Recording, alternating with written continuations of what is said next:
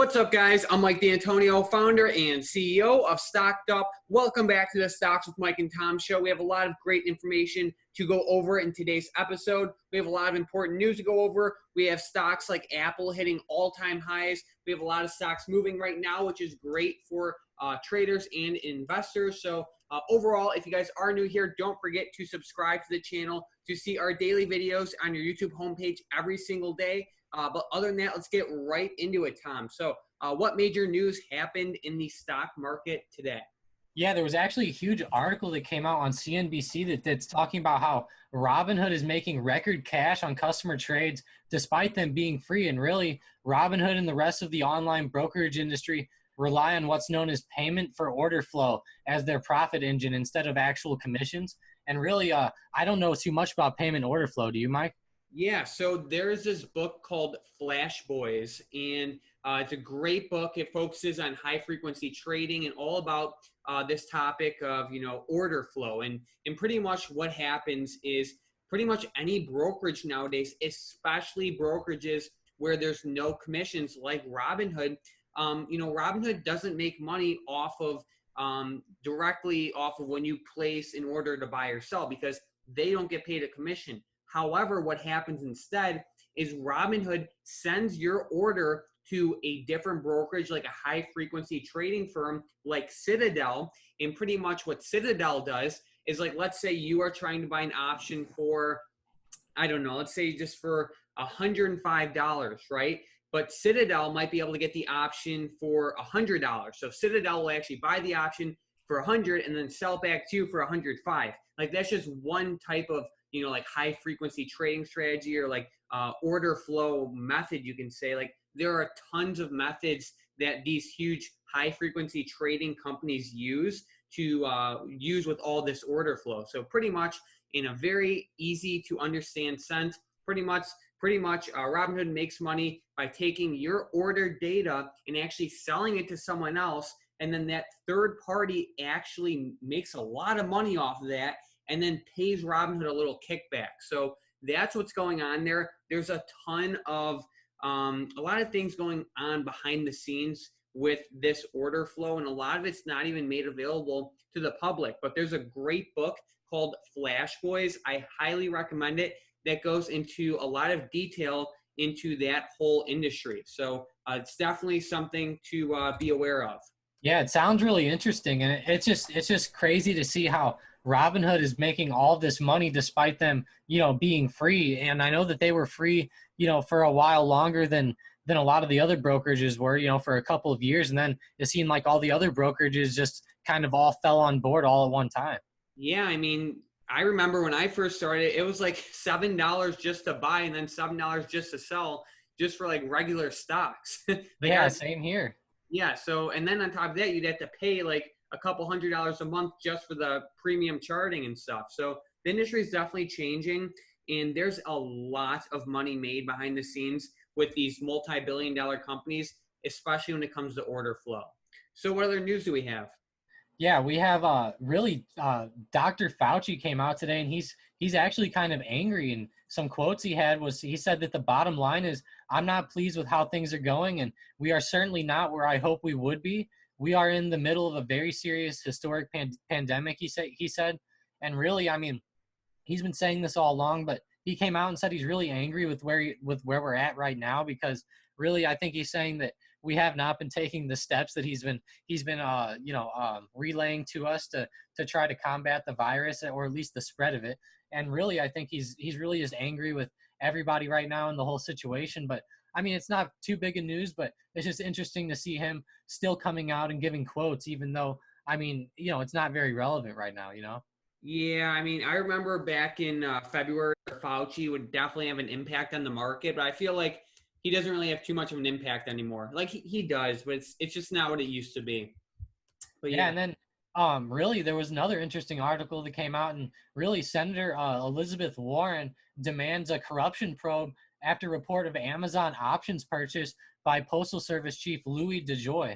And this is really interesting because after this, Louis DeJoy was put in as the chief of the Postal Service. Pretty much he started buying options of or he purchased a whole bunch of Amazon options, and really that's kind of crazy to hear. And I mean, because if you think about it, the USPS, Amazon really tried to get away from USPS and tried to get on their own, build their own version of USPS almost, where they have their own delivery service, and they tried to almost monopolize the industry.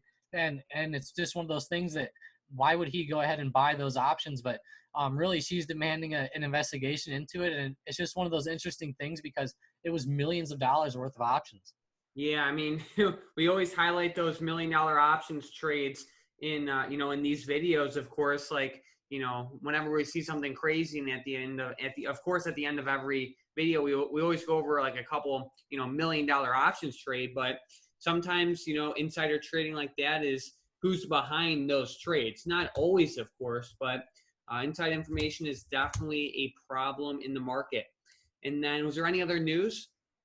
Yeah, I mean, really, there wasn't too much news today. I mean, one other funny thing is that Biden is looking for Fed Chair Janet Yellen for economic advice, and everybody who used to trade knows that Janet Yellen used to be the Fed chairman, and I know she's a woman, so chair lady, I guess we could say. You're a woman.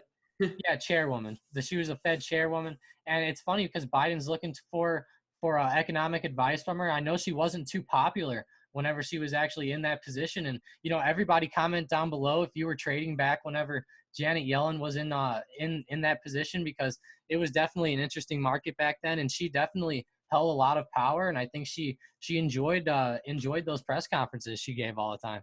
So yeah, guys, definitely let us know in the comments down below if you guys were trading back when Janet Yellen was the Fed chair. So if you guys didn't know, Janet Yellen took the same place that Jerome Powell is in right now. So let us know in the comments if you guys were trading back when Janet Yellen was the Fed chair. So now let's get right into the Discord member of the day. And in today's Discord member of the day is Lost Nemo. So Lost Nemo is always providing great insight in the StockedUp Discord, always sharing great news, great plays, and just positive vibes overall. So thank you so much, Lost Nemo, for being a great asset to the StockedUp Discord community. So now for the plays for tomorrow. In the first momentum play is DKNG, which is DraftKings. Now you have to be careful though, because they do have earnings coming up. Overall, they have earnings tomorrow actually. So they had a nice pre-earnings run up. You could say they were up just under 7%, but look for that momentum to possibly continue. They do have earnings, which can definitely skew things. It's really a hit or miss. But what levels should we be watching? Yeah, really just watch for them to pop above 36.30, which was the high today in after hours. But they're really bouncing off some really good trend lines on a 6-month chart. You can see they're really in a nice wedge formation right here. And I know that we were talking about a stock yesterday, how they created lower highs, and that's exactly what DKNG did here. And then they just kind of fell off the table. And right now they're sitting right on that trend line. And with earnings coming up, I mean, this might be what they need to go ahead and push through this. It looks like it's going to be the third time hitting the trend line. And a lot of times whenever it's hitting for that third time, they like to push through. So I could definitely see DKNG popping on earnings, especially if a lot of people have been using the platform. Given people are at home with the virus right now. I know I personally have placed a couple bets on there on some golf tournaments on the PGA. Okay. Okay. Next one, we have Tesla. Yeah, Tesla was a kind of a weird mover today. They had a doji. I really liked how they popped back up in after hours. I really just watch for them to pop above the high of 1,651.18. But really, you can just look for like 1,651. Yeah, so guys, I actually skipped over DraftKings too quickly. But Tom, what level are we watching again for DraftKings? DraftKings, watch above 36.30. So if we break above that level, we will be eyeing calls or longing the stock. Same thing with Tesla. What was the level for Tesla? 1,651. Yep. So if it breaks above that, we will also be eyeing calls. Tesla is a very, very volatile stock, as we all know. But when it runs, it really likes to run. Tesla can be a great momentum play. And with the last play, we have Apple that broke all-time highs today. Yep. Watch for Apple to pop above 464.25. Yeah. So again, eyeing it to the upside. I mean, it feels like every week I'm saying Apple broke all-time highs. I mean, look at the chart. You know, Yeah, it's really interesting, especially a 5-year daily chart. I mean, man, it just seems like they just have not stopped since the virus.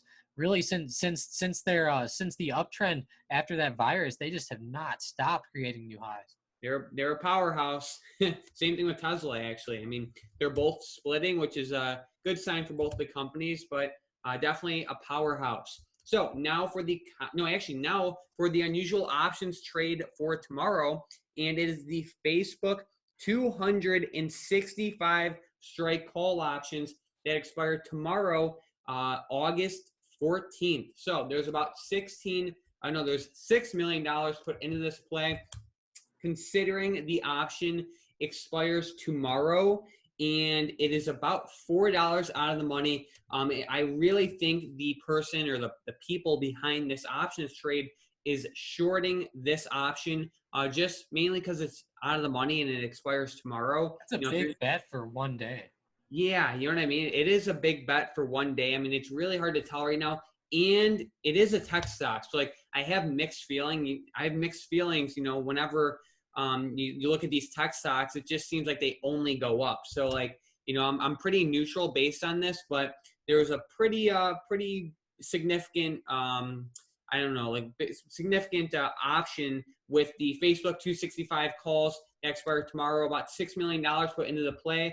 They can be shorting it, but with these tech stocks, it looks like they only go up. So just keep your eye on the Facebook 265 calls for tomorrow. So let's get into the comments from the previous episode. And with the first comment, we have Daniel saying, how do you see the prospects for Zoom? So ZM, let's take a look. What do you think? Yeah, I mean, this looks actually great on an intraday chart. I mean, I really think that Zoom could actually end up popping over the next couple of days. I mean, I love this setup right now to the upside. I mean, really just closing around the highs they had of the day, and they're around the highs and after hours as well. I really like this as a play to the upside. Yep. And then, yeah, I totally agree with you on that one.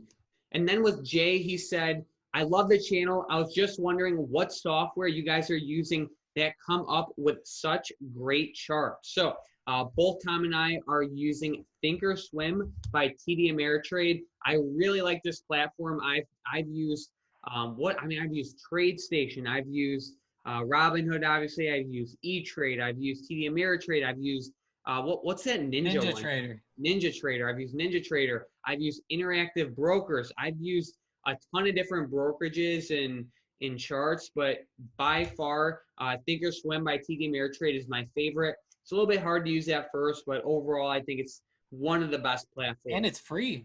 Yeah, it is free. So yeah, and then we have Nathan saying, is it a good buy on Tesla and Apple stocks before they split or after they split? So the valuation for any stock that splits, especially Apple and Tesla, the valuation is going to be exactly the same before and after the split. Pretty much what's happening is Tesla, the share price is going to be divided by 5. The shares outstanding, or the supply, is going to be multiplied by 5.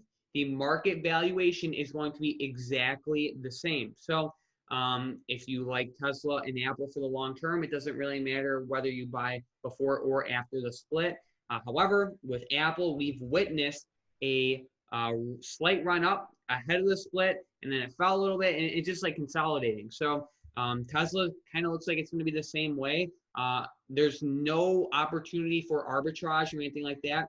The valuation is going to be exactly the same, but I like Tesla and Apple for the long term. With the next comment we have Bu saying, question, shouldn't there be an equal amount of people going long and people going short on any given option? Yes, you are correct. So options is a zero-sum game. So keep that in mind. Every time you buy, someone else is selling. Every time you sell, someone else is buying. options is a zero-sum game. And that could be computers even buying those options, like high frequency trading, right? Yeah, absolutely. I mean, I would say a majority of the volume is from high frequency trading or just algorithmic trading in the market nowadays. Like, I think there was some statistic, like I think like 70% of the volume overall in the market is by computers. So that's pretty crazy when you think about it. Like, a lot of the times when you're trading, you're just trading against computers. Yeah, no wonder Nvidia and AMD are doing so good lately. Right? Right. So yeah, so with that being said, do you have any last minute stocks, options, or any insight for the market tomorrow? Yeah, I actually have a really big play I'd like to share with everybody. I mean, Uh-oh. it's a pretty big one. It's SPCE once again. Really, they had this solid trend line that they bounced off of, a couple weeks ago, and it looks like they're bouncing off of it once again, and it looks like a perfect bounce. They had a nice green day today. I know I picked up a couple hundred shares on them just to get a nice entry on them right here down low. But if they do end up breaking, let's just say tomorrow breaking $20 a share, I could see SPCE definitely, continuing with a few green days after this as well. I mean, this is just a great trend line right here. And I have another chart, which was Bank of America, which also had this same similar setup where it bounced 3 times off that trend line. And on the third bounce, you can see it hit the trend line and then just solidly went up after it bounced off the trend line. So it just SPCE is another really big technical setup. And it's a great buy right here because if you buy at $18 a share, and it falls down below to like $17 and it breaks the trend line, you can just sell out with very minimal loss. So really, this is a low risk trade if you play it smart. So just so everyone knows, because I know, a lot of people are considering buying this and a lot And of I'm playing shares, keep in mind. yeah. So first of all, what's the stop loss? Because I know a lot of people just like to buy certain things with no stop loss and they end up getting screwed. So Yeah, where's I would really keep a stop loss on this one at like $16.75, or even drop it down to $16.50. I would keep it somewhere right around there on this. I think that it could maybe hit, a little bit lower before we go up, but SPCE is just one of those popular stocks. But if it does break this trend line, it'll break it right around $16.50 or $16.75. So I would keep it right between there. Yep, and then there's a ton of upside potential on this too. So thank you for sharing that. Thank you guys so much for watching this video to the end. Tom and I really appreciate all the support you guys have been giving to the channel through the form of hitting that like button, commenting down below, and subscribing. So if you guys want to see our daily videos on your YouTube homepage every single day, don't forget to hit that subscribe button. And if you guys have any questions, let us know in the comments down below. Other than that, thanks for watching.